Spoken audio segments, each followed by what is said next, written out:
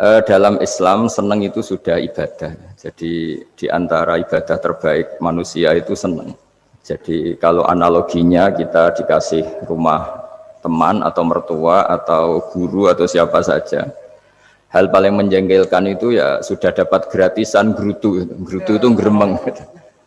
Nah ini kita sudah pakai buminya Allah itu gratis, pakai airnya ya gratis, pakai oksigen ya gratis. Kok masih gerutu, itu sudah jadi hamba yang nggak benar itu.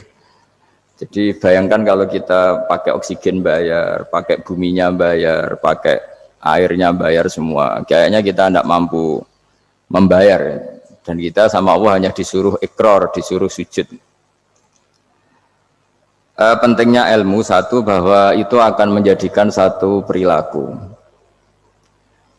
Misalnya begini ya, dulu itu kiai-kiai Jawa zaman dulu itu berpatokan karena dulu pemerintahan Hindia Belanda, seorang lagi masih pemerintahan Hindia Belanda. Itu dalil yang sering diutarakan itu sebaik-baiknya umara itu yang datang ke ulama, terus sejelek-jeleknya ulama itu yang datang ke umara. Tapi semenjak pemerintahan Indonesia dan kemudian ditandai beberapa tokoh kayak Gus Wahid putra Kiai Hasyim jadi Menteri Agama, ada Gus Wahid putra Kiai Wahab juga jadi Menteri Agama, ada Kiai Fathur Rahman keluarga Mbah Maimun, keluarga Sarang juga pernah jadi Menteri Agama. Kemudian bersamaan dengan itu dibangunlah satu pegangan ilmu. Pegangan ilmu ini penting karena ini yang mengilhami semua orang Islam, terutama ya utamanya ulamanya. Ada seorang ustadz, seorang guru ngaji yang karena melihat rata-rata penguasa itu zalim ya, datang ke Harun ar-Rasyid. Ini perlu disemak, datang ke Khalifatullah atau Amirul Mukminin Harun ar-Rasyid. Karena beliau seorang raja tentu terduga lah, atau ya umumnya atau gimana lah istilahnya, itu ya rata-rata ya agak seenaknya, namanya raja, namanya penguasa. Ini dalam pikiran ustadz itu tidak mesti dalam fakta.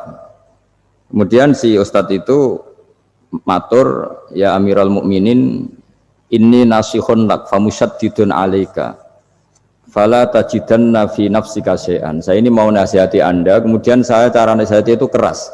Tolong jangan dimasukkan hati. Dia bilang famusyaddidun alaika. Saya nanti kalau nasihati itu keras sekali. Tolong dimaklumi karena ini penting, karena Anda harus dinasihati secara keras. Tapi sebelum nasihat itu diutarakan, kata Harun ar-Rasyid, karena beliau Bani Abbas dan beliau orang alim, termasuk muridnya Imam Malik.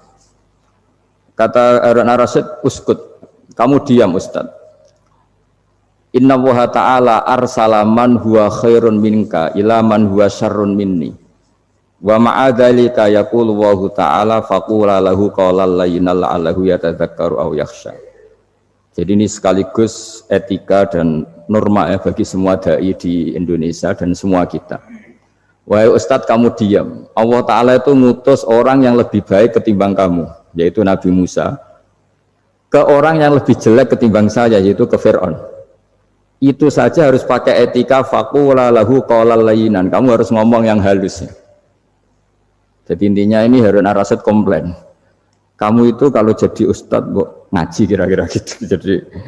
Jadi betapa baiknya orang dulu memahami Quran. Jadi Quran itu dibaca, kemudian kita mungkin baca terus jadi cerita, mungkin ada yang baca jadi perilaku, ada yang baca kemudian itu mengilhami, membentuk.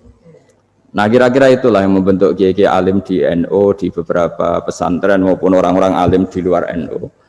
Asal ngajinya dan bacanya seperti kita, pasti seperti itu karena cara berpikir tadi sudah. Jadi akhirnya si ustadz tadi keluar dan minta maaf, anta a'lamu minni, ternyata engkau lebih alim ketimbang saya.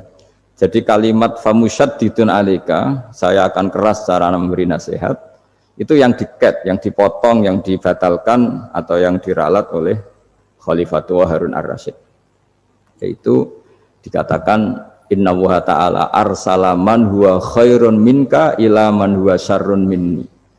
Yaitu Allah mengutus orang yang lebih baik ketimbang kamu, yaitu Nabi Musa, ke orang yang lebih jelek ketimbang saya, yaitu Fir'aun. Itu pun harus faqula lahu qawlal layinan. Cara berdakwah harus dengan kata-kata yang halus, yang lembut, yang indah. Dan dengan kata-kata itu diharapkan la'allahu yatadzakkaru aw yakhsha. Semoga yang didakwai menjadi ingat. Sehingga dengan kemampuan ilmiah seperti ini menjadi pegangan bersama bahwa kita sebagai dai atau sebagai tetangga atau sebagai sama-sama warga Indonesia, bawaan kita memang harus faqula lahu qawlan layyinan la'allahu yatadzakkaru aw yakhsha.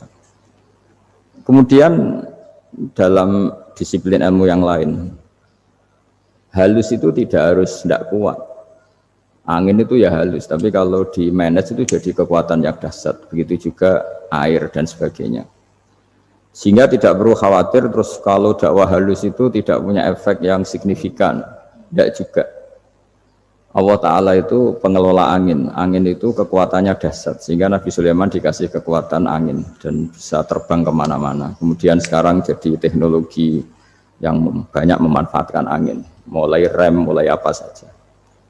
Sehingga dari cerita saya ini kemudian terus kiai-kiai itu membentuk dakwah termasuk di ekonomi dengan cara yang rileks. Nah, cara rileks itu satu tentu dimulai dengan ilmu.